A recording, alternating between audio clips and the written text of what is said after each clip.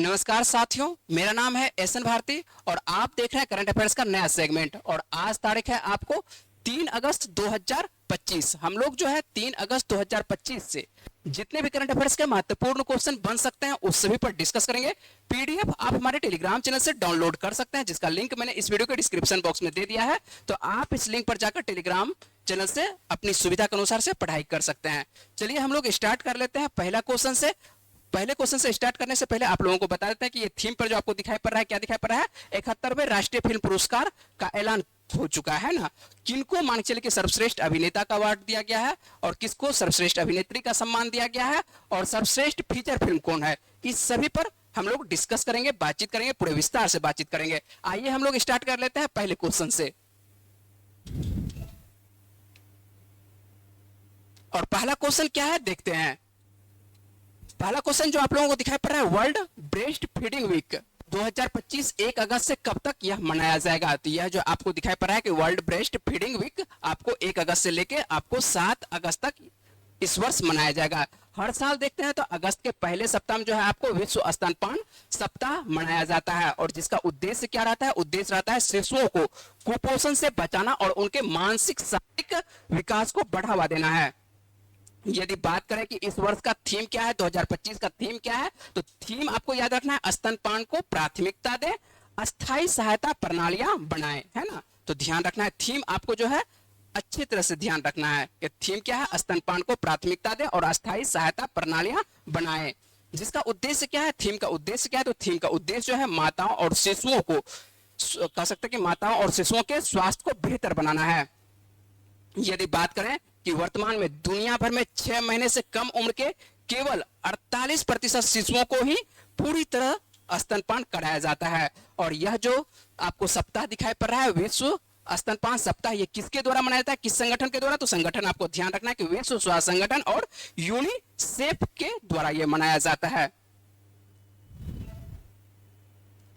तो ध्यान रखना है कि इस वर्ष जो है आपको 1 अगस्त से लेकर 7 अगस्त तक वर्ल्ड ब्रेस्ट फीडिंग वीक मनाया जा रहा है ना। ये बच्चों के लिए सर्वाधिक जरूरत होता है।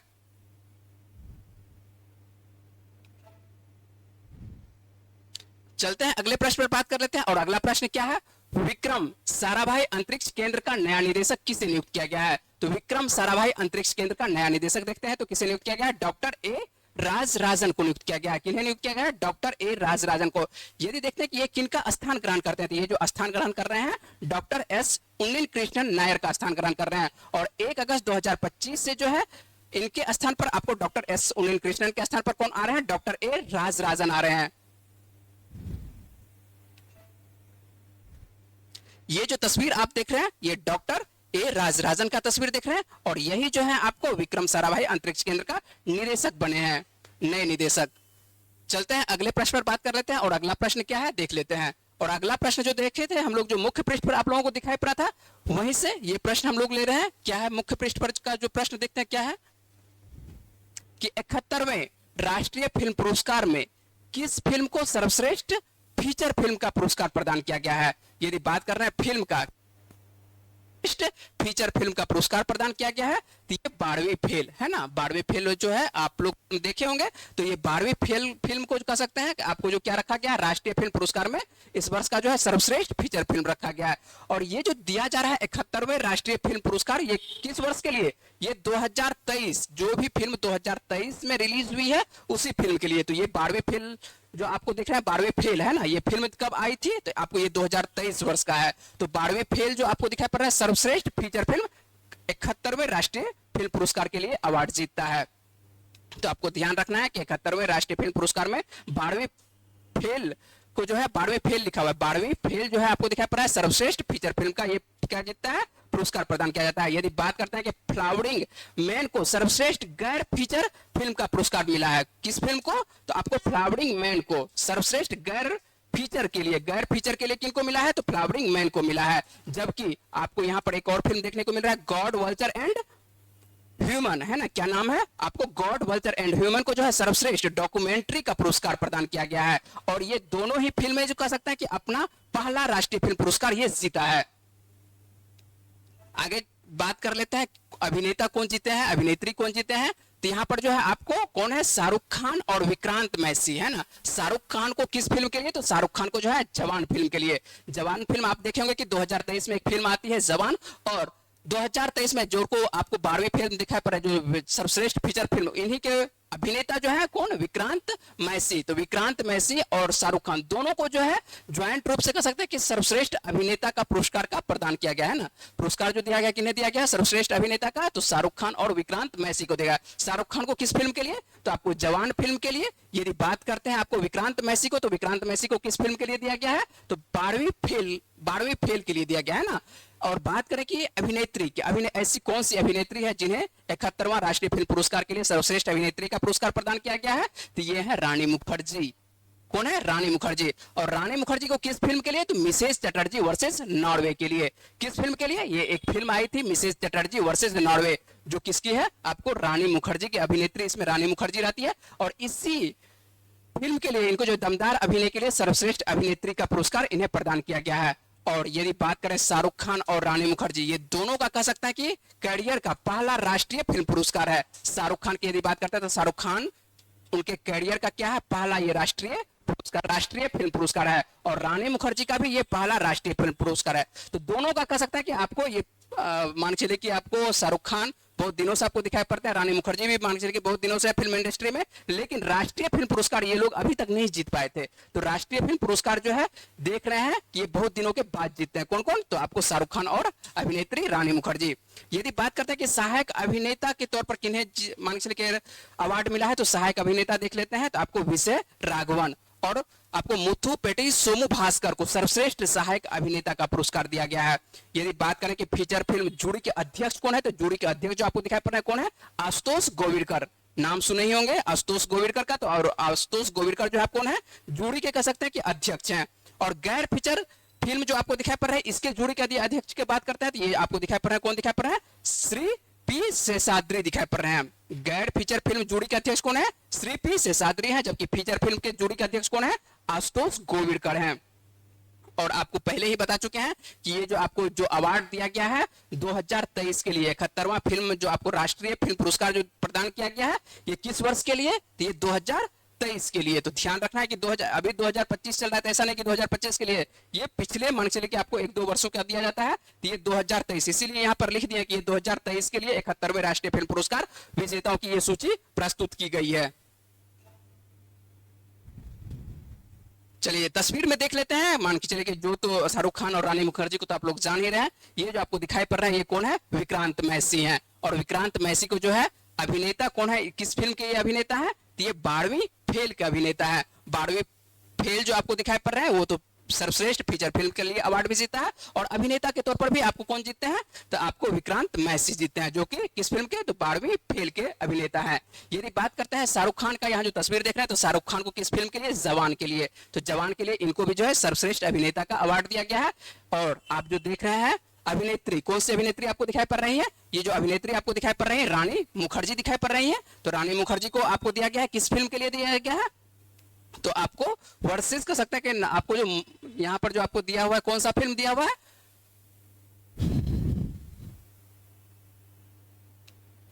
जो ध्यान रखिएगा, जो रानी मुखर्जी को आपको दिया जा रहा है, तो रानी मुखर्जी को किस फिल्म के लिए दिया जा रहा है, तो मिसेस चटर्जी वर्सेस नॉर्वे के लिए दिया जा रहा है। किस फिल्म के लिए, मिसेस चटर्जी वर्सेस नॉर्वे के लिए दिया जा रहा है। तो ध्यान रखिएगा इसके लिए, है ना। चलते हैं हम लोग अगले प्रश्न पर बात कर लेते हैं कि अगला प्रश्न क्या है।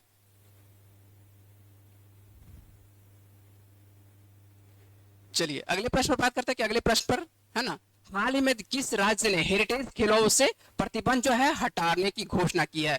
तो बात कर रहे हैं कि हाल ही में किस राज्य ने हेरिटेज खेलों पर प्रतिबंध हटाने की घोषणा की है। तो ये किसके द्वारा, तो ये पंजाब के द्वारा। पंजाब सरकार ने जो है पारंपरिक विरासती खेलों पर लगे प्रतिबंध कह सकते हैं कि ये क्या कर रहा है, हटा रहा है। तो यहाँ पर जो है बहुत दिनों से आपको 1997 से दिखाई पड़ रहा है कि 1997 से पारंपरिक विरासत खेल पर क्या लगाया जा रहा था, ये प्रतिबंध लगा हुआ था। क्यों लगाया हुआ था, तो पशु क्रूरता के कारण जो है, पशु क्रूरता के कारण जो है यहाँ पर प्रतिबंध लगा दिया गया था। लेकिन अब जो है आपको जो दिखाई पड़ रही है, जो आपको भगवंत मान की सरकार जो दिखाई पड़ रही है पंजाब में, इनके द्वारा क्या किया जा रहा है, इस पर हेरिटेज खेल जो होती है, हेरिटेज खेलों पर से प्रतिबंध हटाया जा रहा है। हेरिटेज खेल के अंतर्गत कौन कौन सा खेल आता है, जिसमें आता है सबसे प्रमुख जो आता है बैलगाड़ी दौड़ आता है, कुत्तों की दौड़ आता है, घुड़दौड़ आता है, और उसके बाद कबूतरबाजी आता है। ऐसे खेल को जो है किसके अंतर्गत रखा जाता है, हेरिटेज के अंतर्गत रखा जाता है। और इस निर्णय से कह सकते हैं कि राज्य की सांस्कृतिक पहचान को पुनर्जीवित करने की दिशा में कह सकते हैं एक बड़ा कदम माना जा रहा है। और इसको कब से बैन था, इस पे सीधी सी बात है, कह सकते हैं कि इस पे बैन कब से लगा हुआ था, तो 1997 से इस पे क्या था, बैन लगा हुआ था। लेकिन अब जो है नए कानून से कह सकते हैं कि अब नए कानून से यहाँ पर क्या किया जाएगा, नए कानून के तहत ये जितने भी मान के चलिए खेल हैं पंजाब भर में बिना किसी क्रूरता के कारण दोबारा आयोजित किए जा सकेंगे। यहाँ पर जो है ध्यान रखना है कि ऐसा नहीं है कि मान के चलिए कि फिर से यदि बैलगाड़ी दौड़ होगा या कोई भी घुड़सवारी दौड़ होगा या कुत्तों की दौड़ होगा, कुछ भी दौड़ होगा, तो उसमें जो है इस पर क्रूरता किया जाएगा। तो यह सरकार के द्वारा जो है सख्त स्पष्ट रूप से यहाँ पर कर दिया गया है, यहाँ पर सख्त मना किया गया है, या कह सकते हैं कि स्पष्ट रूप से सरकार के द्वारा ये बात कही गई है कि जितने भी इसमें पशु का प्रयोग किया जाएगा तो यहाँ पर जो है डंडों का प्रयोग नहीं किया जाएगा, किसी प्रकार से पशु पर क्रूरता नहीं किया जाएगा, सिर्फ तालियों का प्रयोग किया जाएगा। ताली के द्वारा कह सकता है कि ताली के ध्वनि के द्वारा जो है आप पशु को निर्देशित कर सकते हैं, किसी प्रकार का कठोरता का नहीं किया जाएगा। सीधी सी बात है कि पशु पर जो है किसी प्रकार का क्रूरता नहीं किया जाएगा। तो ये ध्यान रखना है। ये किस खेल के बारे में बात करना है कि हेरिटेज खेल के बारे में बात करना है। और किस राज्य ने कह सकते हैं कि हेरिटेज खेलों से जो प्रतिबंध हटाने की घोषणा की है, तो ये पंजाब के द्वारा। ठीक है, तो ध्यान रखना है कि आपको पंजाब के द्वारा जो है हेरिटेज खेलों से क्या कर दिया जा रहा है, आपको प्रतिबंध हटाने की ये घोषणा की जा रही है। चले हम लोग अगले प्रश्न पर, अगले प्रश्न पर बात कर रहे थे। अगला क्या प्रश्न है कि प्रोफेसर आपको मिशेल डोहार्टी है ना, आपको दिखाई पड़ रहे हैं कि प्रोफेसर मिशेल डोहार्टी को किस देश की पहली महिला खगोल शास्त्री रॉयल नियुक्त किया गया है, तो ये आपको दिखाई पड़ रही है इंग्लैंड की। किसको नियुक्त किया गया है, इंग्लैंड की। तो प्रोफेसर मिशेल डोहार्टी को किस देश की पहली महिला खगोल शास्त्री आपको रॉयल नियुक्त किया गया है, तो ये आपको इंग्लैंड की है ना। तो आपको प्रोफेसर डोहार्टी जो है इस पद पर कह सकते हैं कि 350 साल के इतिहास में रॉयल खगोल शास्त्री नियुक्त होने वाली पहली महिला है। और वे खगोल लिए मामलों पर राजा चार्ल्स तृतीय की आधिकारिक सलाहकार के रूप में ये कार्य करेंगे, है ना। तो ये आपको ध्यान रखना है कि आपको खगोल क्या है, प्रोफेसर मिशेल डोहार्टी, किसके बारे में बात कर रहे हैं, आपको प्रोफेसर मिशेल डोहार्टी को किस देश की पहली महिला खगोल शास्त्री रॉयल नियुक्त किया गया है, तो आपको इंग्लैंड का। और जैसे ही नाम आता है इंग्लैंड का, तो इंग्लैंड के बारे में हम लोग बात कर लेते हैं। इंग्लैंड की राजधानी क्या है, तो इंग्लैंड की राजधानी जो आपको है लंदन है। मुद्रा क्या है, मुद्रा आपको पाउंड है। और प्रधानमंत्री की यदि बात करते हैं, प्रधानमंत्री यहाँ पर वर्तमान में कौन है, तो आपको कीर स्टारमर है। और ये जो आप तस्वीर देख रहे हैं, ये तस्वीर किनका है, तो ये तस्वीर आपको दिखाई पड़ रही है प्रोफेसर मिशेल डोहार्टी का। और मिशेल आपको जो दिखाई पड़ रहे हैं मिशेल डोहार्टी, इन्हीं को जो है 350 साल के इतिहास में कह सकते हैं कि ये पहली महिला ऐसा है जो कि रॉयल आपको खगोल शास्त्री नियुक्त हुई है। ठीक है, तो ध्यान रखेंगे इनके बारे में। और ये सलाहकार के रूप में काम करेंगे किनका, तो राजा चार्ल्स तृतीय का।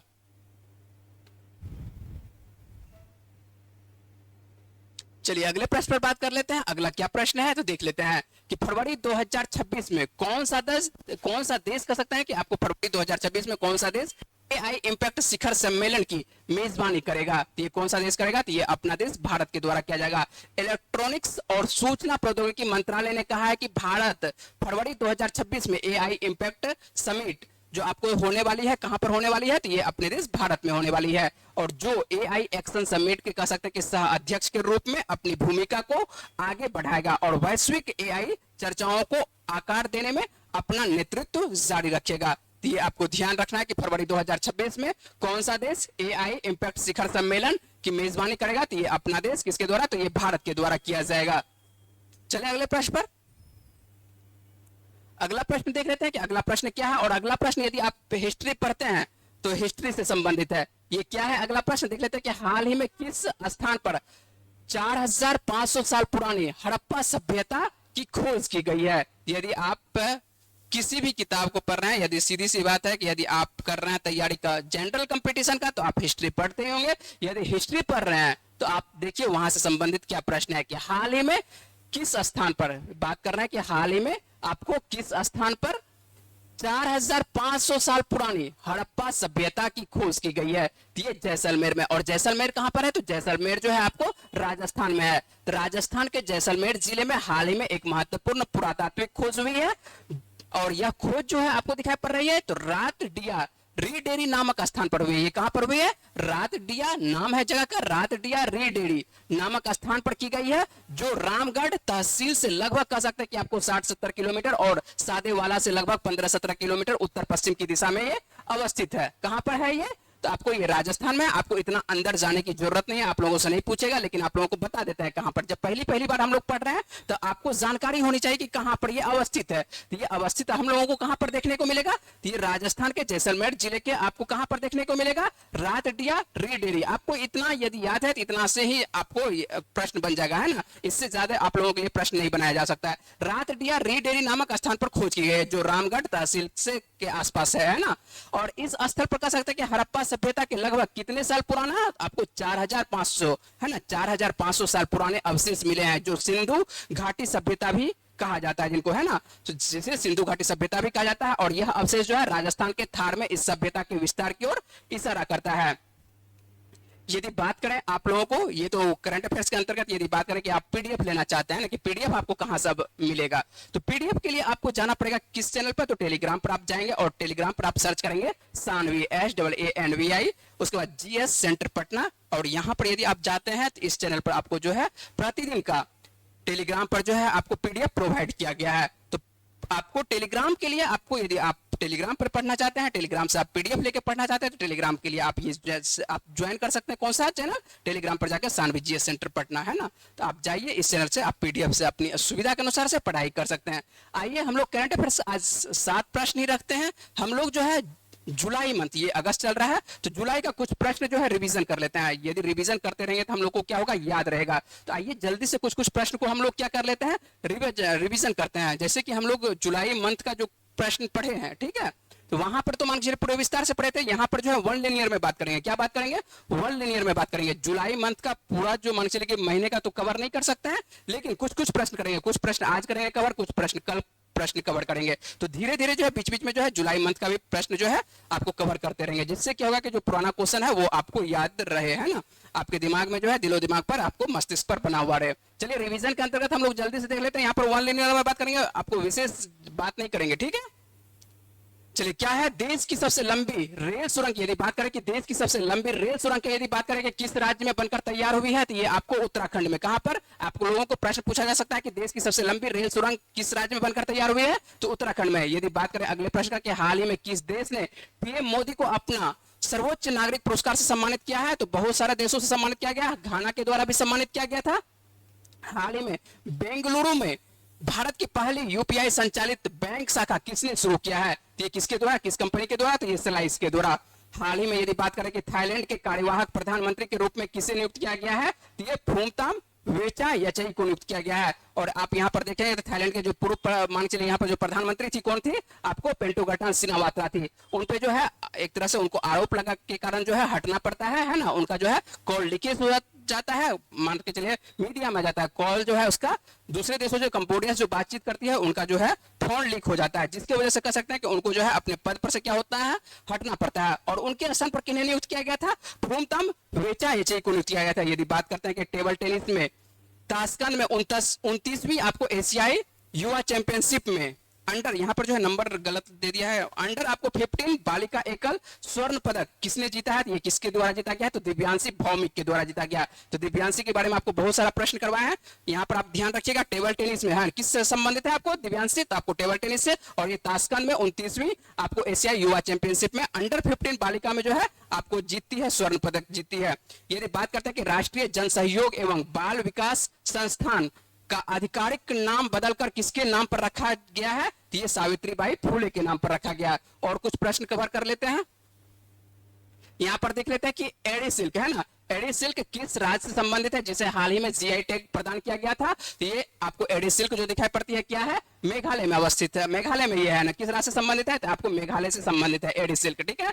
हाल ही में यदि बात करेंगे पीएम मोदी को ब्यूनस आयर्स में किस विशेष सम्मान से नवाजा गया है, तो आपको की टू द सिटी से, किसके बारे में बात कर रहे हैं, तो ये ब्यूनस आयर्स के बारे में। तो ब्यूनस आयर्स के द्वारा जो सम्मानित किया गया था वो कौन सा, तो आपको की टू द सिटी। हाल ही में यदि बात करते हैं कि 17वां ब्रिक्स शिखर सम्मेलन का आयोजन किस देश में किया गया है, तो ये आपको ब्राजील में किया गया है। कहां पर किया गया था, ब्राजील में। 17वां ब्रिक्स शिखर सम्मेलन की यदि बात करते हैं तो आपको आयोजन कहां पर, तो आपको ब्राजील में किया गया। यदि अगले प्रश्न बात करते हैं कि अफगानिस्तान में तालिबान सरकार को आधिकारिक रूप से मान्यता देने वाला पहला देश कौन सा है, तो ये आपको बना था कौन सा, रूस बना था। इंग्लैंड में दोहरा शतक बनाने वाले पहले एशियाई टेस्ट कप्तान कौन बने थे, तो आपको ये सुमन गिल बने थे। कल्याणकारी योजनाओं की पहल पात्र नागरिकों तक बढ़ाने के लिए किस भारतीय राज्य में जन सुरक्षा समृद्धि अभियान शुरू किया गया? तो ये कहां पर? तो ये गुजरात में। कहां पर किया गया है? तो ये गुजरात में, है ना। तो इस तरह से हम लोग जो है कुछ कुछ प्रश्न को जो है रिवीजन के तौर पर हम लोग देख लेंगे। आज संडे है, इसलिए जो है आप लोगों के लिए जो है कुछ प्रश्न रिवीजन के तौर पर करवा रहे हैं, ठीक है। और विशेष जो मान के चलिए कि हम लोग बातचीत कर लेंगे, क्या करेंगे, जब भी समय मिलेगा तो आप अंत में हो सकता है कि कुछ कुछ प्रश्न जो है आप लोगों को रिवीजन के तौर पर हम लोग रखेंगे, जिससे क्या होगा कि आपको याद रहे। चलिए हम लोग जो है आप लोगों से पिछले वीडियो में जो आप लोगों से प्रश्न पूछे थे उसका सही आंसर क्या बन रहा है देख लेते हैं। और आप लोगों से प्रश्न पूछे थे, क्या प्रश्न पूछे थे कि निम्न में से किस सशस्त्र सीमा बल का 26वां महानिदेशक नियुक्त किया गया है? सीधी सी बात है, आपको सशस्त्र सीमा बल है ना, जिसको कि हम लोग एसएसबी के नाम से जानते हैं, सशस्त्र सीमा बल। और ये इसके जो मान के चले कि 26वां महानिदेशक नियुक्त किया गया, किनको नियुक्त किया गया है? तो इसका सही आंसर क्या होगा कि संजय सिंघल को नियुक्त किया गया। क्या होगा? संजय सिंघल को नियुक्त किया गया।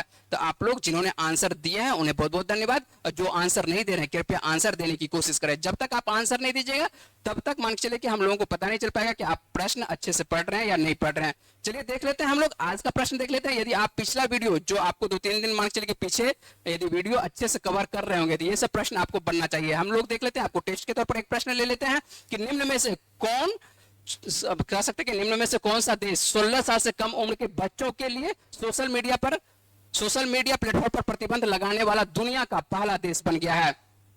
ठीक है, तो प्रश्न को ध्यान पूर्वक पढ़ेंगे। निम्न में से कौन 16 साल से कम उम्र के बच्चों के लिए सोशल मीडिया पर प्रतिबंध लगाने वाला दुनिया का पहला देश बन गया है? तो ये कौन सा देश बना है? तो आपको ध्यान रखना है कि इसका सही आंसर क्या होगा, है ना। अभी हम नहीं बताएंगे, इसको बताएंगे आपको कल बताएंगे। आप लोग जो है पहले अपने तरफ से आंसर देने की कोशिश कीजिए कि इसका सही आंसर क्या होगा कि 16 साल से कम उम्र के बच्चों के लिए सोशल मीडिया प्लेटफॉर्म, खास करके यूट्यूब पर बात कर रहे हैं। किस पर बात कर रहे हैं? यूट्यूब पर बात कर रहे हैं। पहले तो मान चलिए सभी सोशल मीडिया प्लेटफॉर्म पर प्रतिबंध था, लेकिन अब यूट्यूब पर क्या था?